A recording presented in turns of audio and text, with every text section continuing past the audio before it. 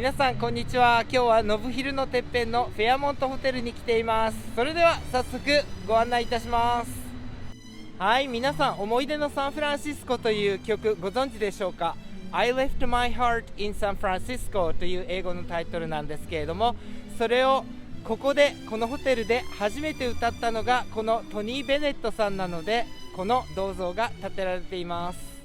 レイリー・ガガとも親しいトニーさんの90歳を祝って建てられました。このホテルはいろんな歴史を持っていまして、国連の憲章の草案がここで書かれたということで、この国連に最初に加盟した国々の旗がいつも飾られています。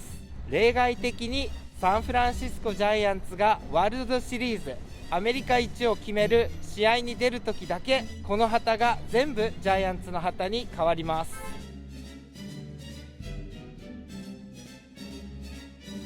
こちらの車椅子用のスロープなんですけれども、何でもないように見えますけれども、実はフランクリン・ルーズベルト大統領がこのホテルに来るということで、この大統領はポリオにかかって車椅子を使っていましたので、このスロープは大統領の訪問に合わせて作られました。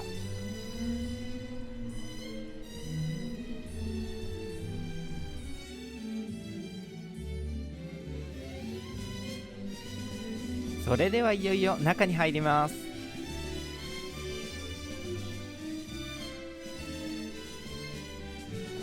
すっごい豪華なロビーです。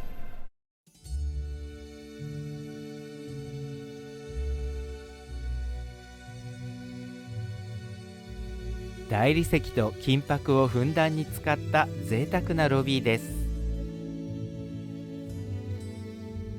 このロビーからラウンジの中央をまっすぐ歩いていきます。家に持って帰りたくなるようなピアノです。学さんの動画はいつも食ってばっかりですねと言われないように今日は我慢します。涙の素通りです。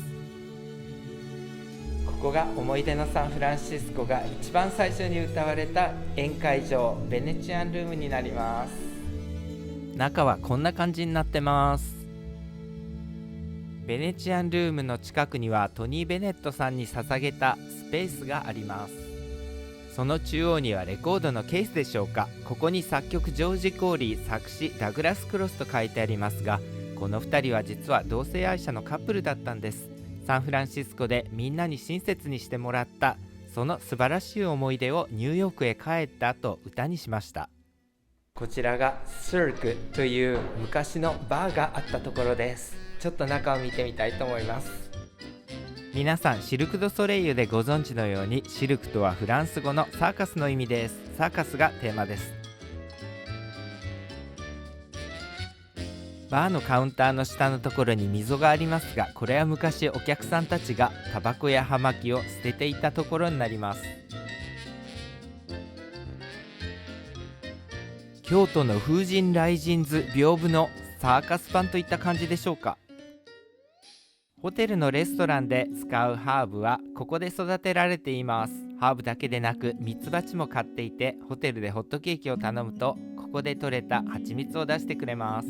パビリオンルームにやってきました。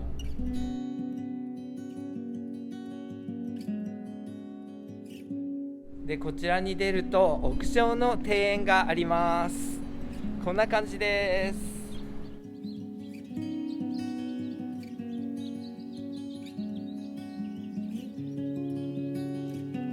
でこの屋上の庭園はホテルに泊まってなくても誰でも来れますので、機会があったらぜひぜひ来てみてください。眺めがとってもいいんですよ。こういう風に後ろに名物のトランスアメリカピラミッドとか555カリフォルニアのビルとかが見えます。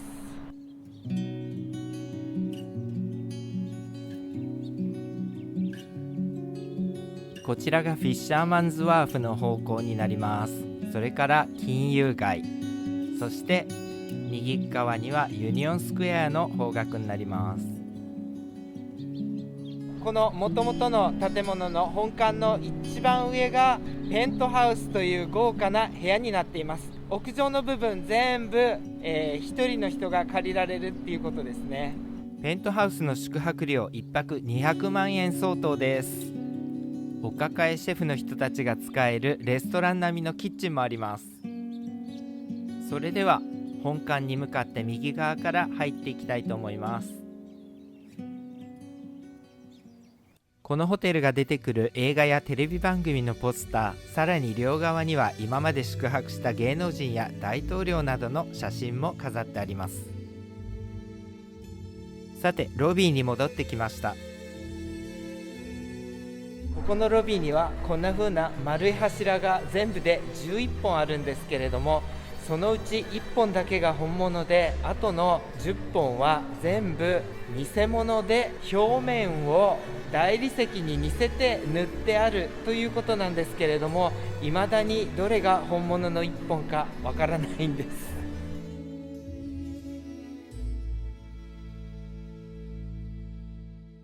このホテルはザ・ロックという映画にも出てくるんですけれども、ホテルの隣のビルはブロックルバンクアパートといって、アルフレッド・ヒッチコックのめまいという映画に出てくる建物です。